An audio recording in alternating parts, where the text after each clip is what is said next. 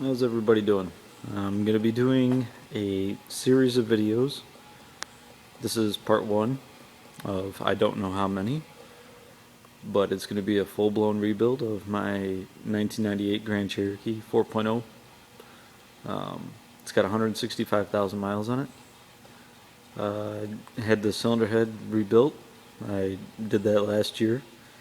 I put it back on in October, drove it through the winter, and what I thought was my flex plate bolts being loose, which is pretty common on these things, and causing vibrations, which sounds like a rod knock.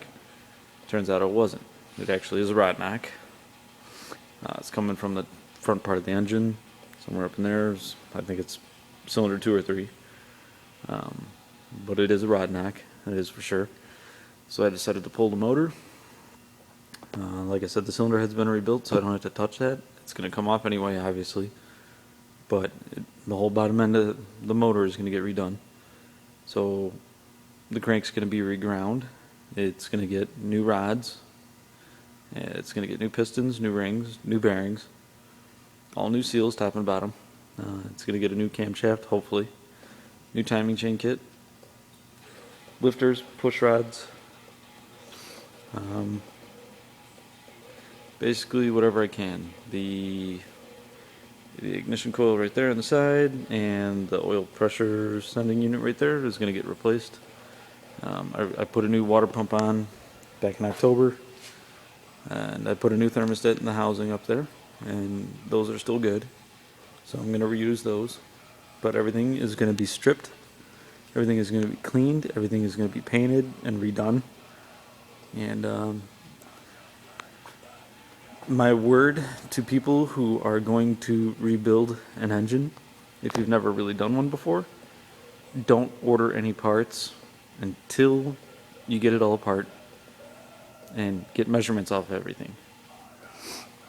I've made that mistake a couple of times, and I won't do it again, because you never know if you're buying a used vehicle, what work has been done to it. So the best thing to do is to take an engine apart, get a good visualization of what's going on, then order what you need.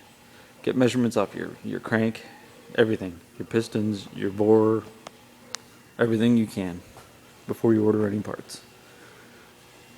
This motor did run when I pulled it out.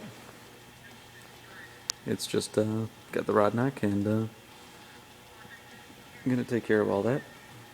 So it's pretty rusty, but in all, it's really not that bad.